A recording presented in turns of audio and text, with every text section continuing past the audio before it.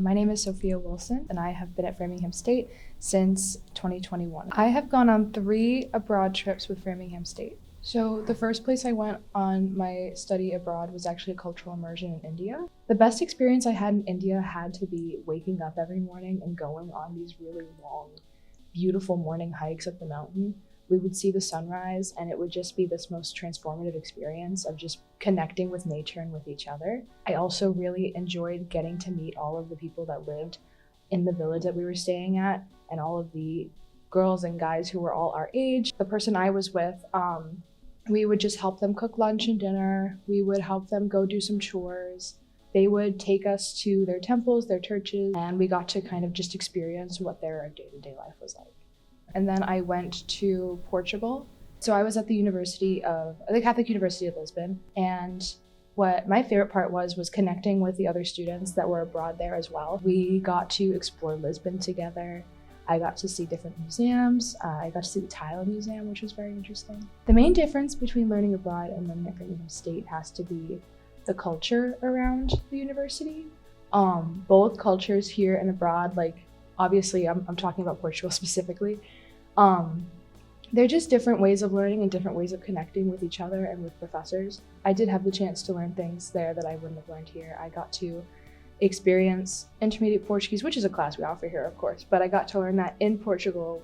I also got to take a class in contemporary art and history in Portugal, which was very unique to the university there because we're not Portugal, and many students aren't Portuguese like I am.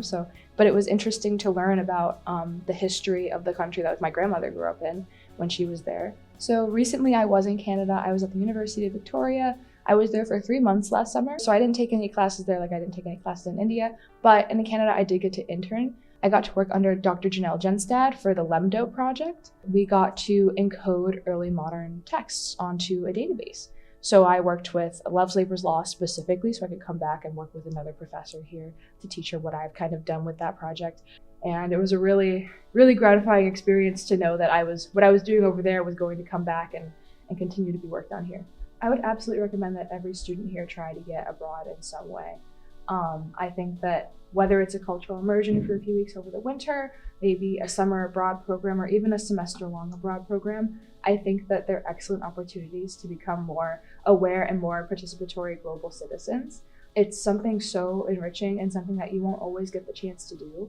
I know that after I graduate, I'd love to be a lawyer, and I don't know if I'm going to have that much time to go abroad for a while after that. So I think that if anyone has the chance, whether it's for a couple weeks or a few months or even a year, I think that they should take that chance and run with it. Don't let the fear of doing it keep you from doing it.